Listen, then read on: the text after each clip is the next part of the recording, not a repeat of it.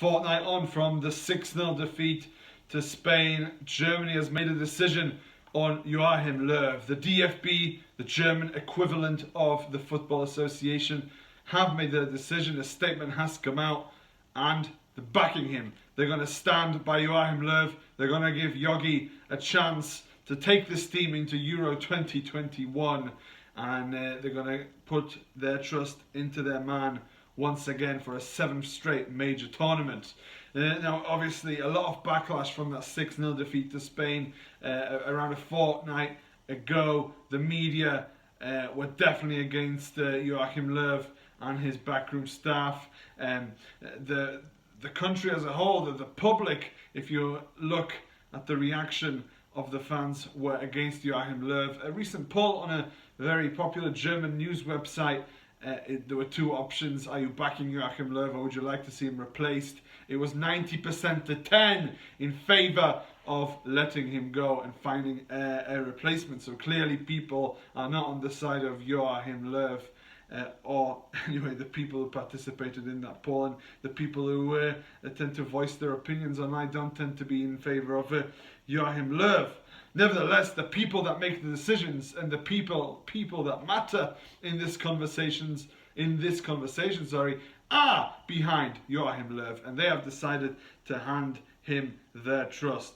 Now, on Monday morning, there was a meeting between the president of the DFB, Fritz Keller, Rainer Koch, one of the vice presidents, Peter Peters, another one of the vice presidents, the treasurer, Stefan Osnabrücker. Oliver Bierhoff was in that meeting, the director, who also took a lot of flack from that performance against Spain. Joachim Löw was also a man in that meeting in Frankfurt am Main. The statement goes on to say that the men had a constructive and intensive exchange, and to be honest, I would have loved to be a fly on the wall. I would have loved to see that discussion, because I can imagine some honest opinions were shared around that table. Now, one of the single sentences from that statement really sums things up, really sums up the feel of the entire statement, and I'll read you the sentence now. It says, "A single game cannot and must not be a yardstick for the general performance of the national team and the national coach." Now, I do think that this sentence is a little bit questionable, because it refers to that single game, obviously, as being the Spain 6-0 defeat. But you have to think a bit more long-term than that. Performances haven't been great from Germany for a couple of years now. You have to go back to the 2018 World Cup. Now, since then, they've had a few decent results, but a lot of the time, the performances have been stale, they've been stodgy, they've been weak. Let's have a look at these last few games as an example. 3 wins from the last 8 games for Germany. Now, a lot of those also have been draws. They haven't lost that many games, but the 3-3 draw with Switzerland, for example, at home against the Swiss, who are a decent side, but no disrespect, Germany at home to the Swiss, that should be, in normal sense of the word, a victory. But let's have a look at what about the 3-3 draw with Turkey, again at home, conceding 3 goals against Turkey at home, conceding 3 goals at home against the Swiss. It's certainly not a good sign defensively for the Germans, and as we saw against this game against Spain, defensively the team completely fell apart. But there is a part of the statement that I certainly do agree with the DFB, and that is that the main goals, sporting goals that were set out, have been pretty much achieved. Euro qualification, ticked off the list. Remaining in League A of the UEFA Nations League. Another tick in the box for Joachim Löw. And the third goal was to be in the first pot for the 2022 World Cup, for the World Cup qualifying draw. That is another tick.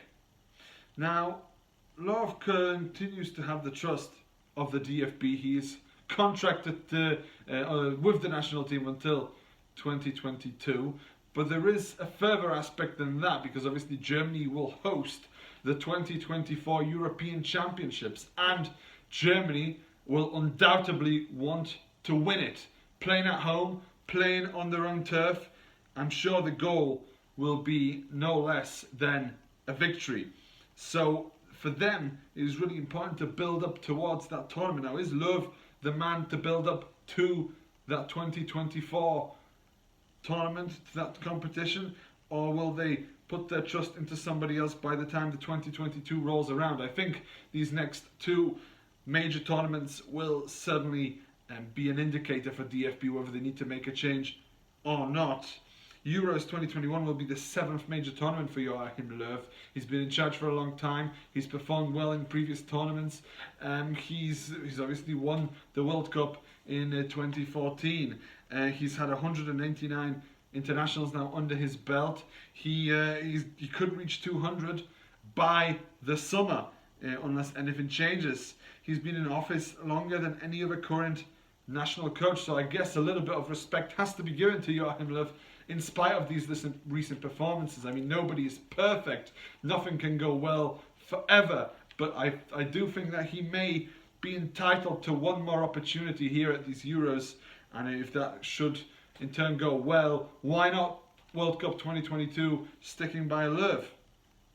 Now, looking at some of the people who could replace him, looking at the betting, looking at the candidates, the main favourite, Stefan Kuntz, he's almost even odds now with Bet at Home, and he is the coach of the German under-21 squad.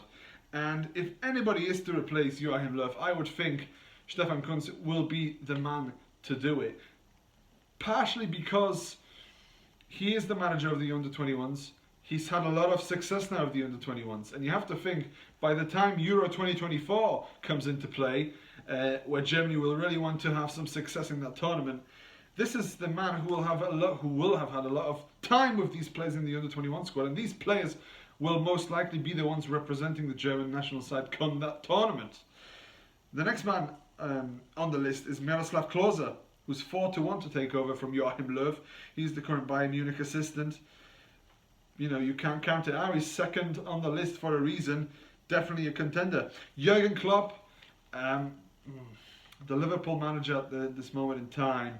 Hard to say. You feel like Jurgen Klopp still has a bit of unfinished business with Liverpool. Still has something to achieve there at Merseyside. So perhaps a longer term option. But whether he would be the man to come in should, let's say, Euro 2021 turn out to be a disaster, I don't know. I guess it largely depends on how things go with Liverpool. Another man touted to be perhaps one of the replacements, Ralf Rangnick, 9-1, last in charge of RB Leipzig, a good potential contender. Another one on the list is Horst Grubrecht, also 9-1, in charge with the Hamburg youth team. I think last managerial role was with the Germany's women's side. And obviously he's a German legend, Horst Grubrecht, so you never know. Arsene Wenger's on the list. People like Thomas Tuchel I saw was on the list. Lots of candidates for the German national side. Is it time for somebody else to finally get a chance at the job? Well, I would say this: DFB are sticking with the man, and I do think that his reputation, his experience, and his time with the German national side surely earns him one more tournament, one more crack of the whip, and let's see how he gets on with Germany at 2021 European Championships. Thank you very much for watching, and I'll see you in the next video.